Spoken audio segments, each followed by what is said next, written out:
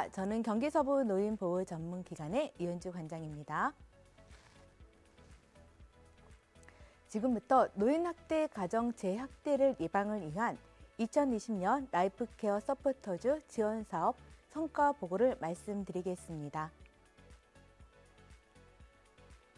라이프케어 서포터즈 사업은 가정 내에서 반복적인 노인학대를 예방하기 위한 사업으로서 사회복지공동모금회와 중앙노인보호전문기관의 기획사업입니다.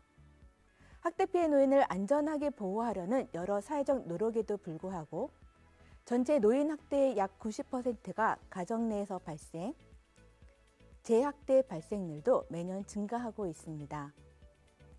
본 사업은 학대 피해 노인 가정의 통합적 지원과 학대 피해 노인의 권리 옹호 증진을 목표로 재학대 예방과 올바른 가족 구성원의 기능을 회복하는 데 의의가 있습니다. 경기서부 노인보호전문기관을 포함하여 전국의 12개 지역 노인보호전문기관에서 사업을 수행하고 있습니다.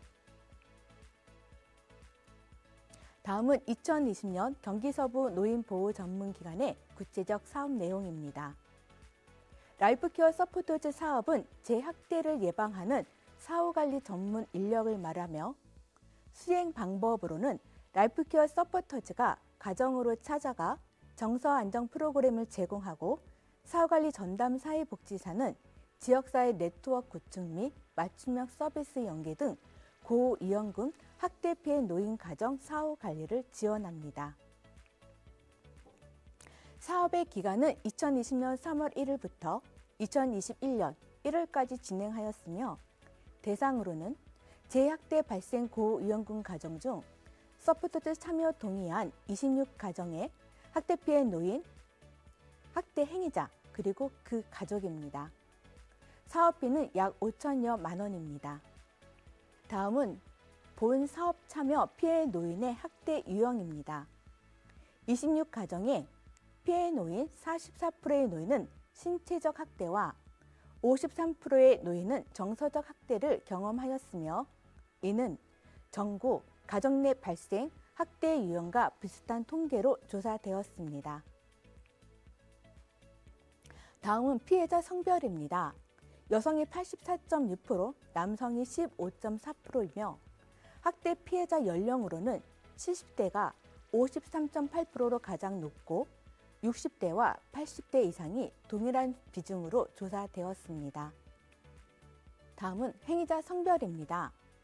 남성이 88.5%, 여성이 11.5%이며 행위자 연령으로는 70대가 26.9%, 40대가 23.1%이며 50대와 80대 이상이 15.4%로 동일한 비중으로 조사되었습니다. 다음은 피해자와 행위자의 관계입니다. 2020년 경기도 학대 행위자의 관계에서는 배우자와 아들이 비슷한 비중으로 조사되었으나 본 사업 참여 피해자와 행위자와의 관계에서 즉 재학대 집단군에서는 배우자가 53.8%, 아들이 38.5%로 조사되었습니다. 다음은 학대 피해자 기준 학대 원인입니다.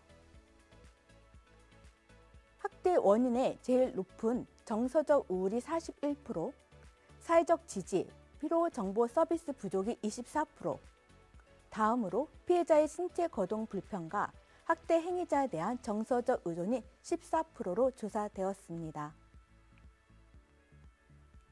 다음은 학대 행위자 기준 학대 원인입니다. 감정 조절 장애가 21%, 알코올 장애가 18%, 피해 노인에게 경제적 의존의 15%로 조사되었습니다.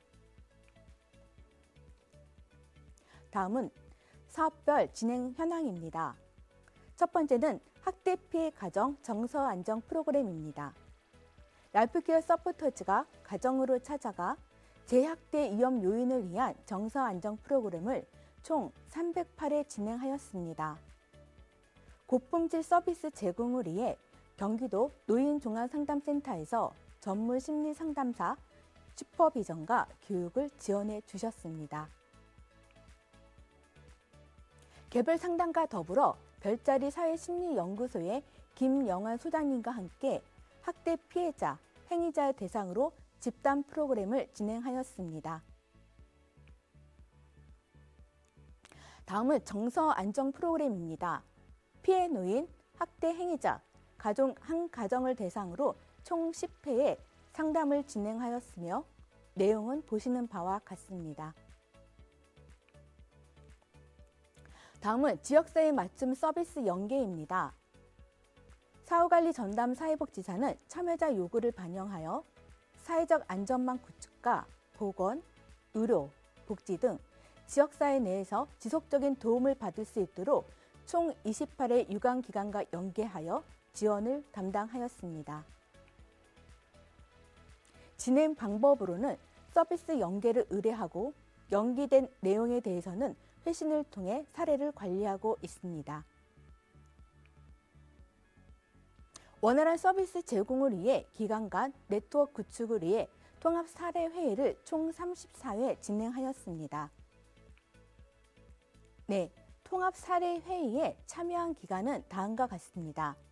시, 군, 구의 행정복지센터, 경찰서, 보건소의 공공기관에서 49% 참여, 노인복지관, 정신건강복지센터 등 민간기관에서 51% 참여해 주시면서 함께해 주셨습니다.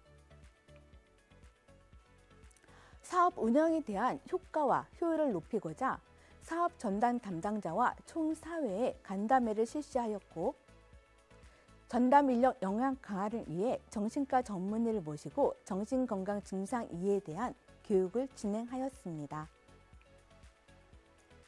그 외 직원 역량에 대한 다양한 교육도 함께 진행되었습니다. 종합적으로 사업 수행 성과에 대해서 말씀드리겠습니다. 경기서부 노인보호전문기관은 라이프케어 서포터즈 사업 이전 2019년까지는 재학대 발생률이 전국 평균 10%보다 높은 20% 내외였으나 본 사업을 통해 2020년에는 재학대 발생률이 5.4%, 이는 2019년 기준 재학대 발생률이 73%로 크게 감소된 수치입니다. 이러한 결과는 기존 한시적 모니터링 수준을 벗어나 사후관리 전담 인력을 배치하고 통합적 지원을 통한 사업의 효과이다라고 말씀드릴 수 있습니다. 두 번째로는 노인 학대 피해 가정에 찾아가는 정서 안정 프로그램을 제공을 통해 재학대 발생 위험이 35% 감소, 학대 피해 우울 수준이 32% 감소되었으며 학대 피해 노인 자기 효능감이 20% 증가되었습니다. 다음으로 학대 행위자 다수가 조현병, 알코올 중독, 중증 치매 등 장기간 치료와 돌봄이 없는 환경에서 생활하고 계십니다. 상담 횟수 2, 3회 이내로 긍정적 변화를 가져오는데 시간적 한계가 있습니다. 그러나 학대 행위자 중 54%가 60대 이상의 노인을 고려한다면 향후 정신과적 문제 이해 및 훈련을 받은 노인 전문 상담가와 사후관리 전담자가 지속적으로 사후관리를 통해 행위자 분노 조절 감소와 학대 피해 노인과의 관계 회복, 그리고 심리적 복지감이 증가되리라 기대합니다. 결론 및 재원을 말씀드리겠습니다. 본 사업은 2022년 1월에 종료됩니다. 향후 가정 재학대 예방을 위해 두 가지를 제안드립니다. 첫 번째는 재학대 고령 가정 대상 찾아가는 정서안정 심리상담 서비스 제공이 필요합니다. 보시는 바와 같이 재학대 가정 피해자의 원인의 첫 번째는 정서적 우울입니다.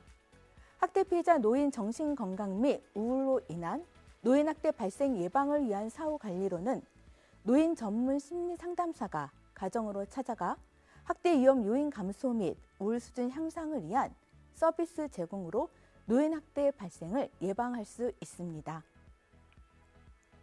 두 번째로는 사후관리 전담 사회복지사 배치가 필요합니다.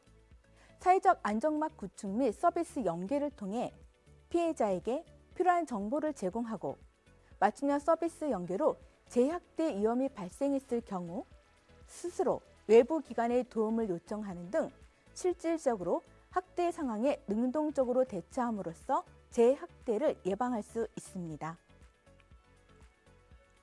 마지막으로 찾아가는 정서안정심리상담은 노인 문제에 대해 전문적인 지식과 정신적인 상담, 훈련 및 임상 경험을 갖춘 상담자 역할이 매우 중요합니다. 2021년 4월 19일 YTN 방송에서 경기도 24시간 어르신 상담 서비스 시행에 대한 내용이 발표된 바 있습니다. 여기서 경기도 노인종합상담센터와 경기도 내 지역 노인보호 전문기관은 협력기관으로 되어져 있습니다.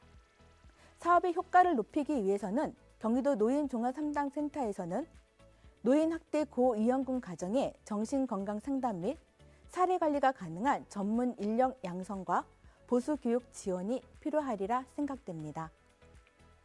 노노학대의 증가는 자녀의 관계 단절, 길어진 노후로 돌봄 문제 갈등으로 학대가 매년 증가하고 있습니다.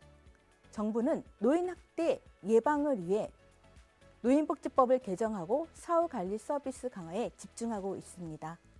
이제는 노노학대 예방을 위해 학대를 경험한 노인들이 지역사회 내에서 통합돌봄 체계를 통해 지역 공동체가 함께 노인을 부양하는 정책 마련이 필요합니다.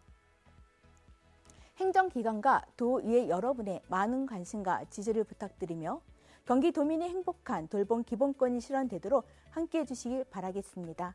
이상으로 경기서부 노인보호 전문기관의 사업 성과를 마치겠습니다. 함께해 주신 여러분 감사합니다.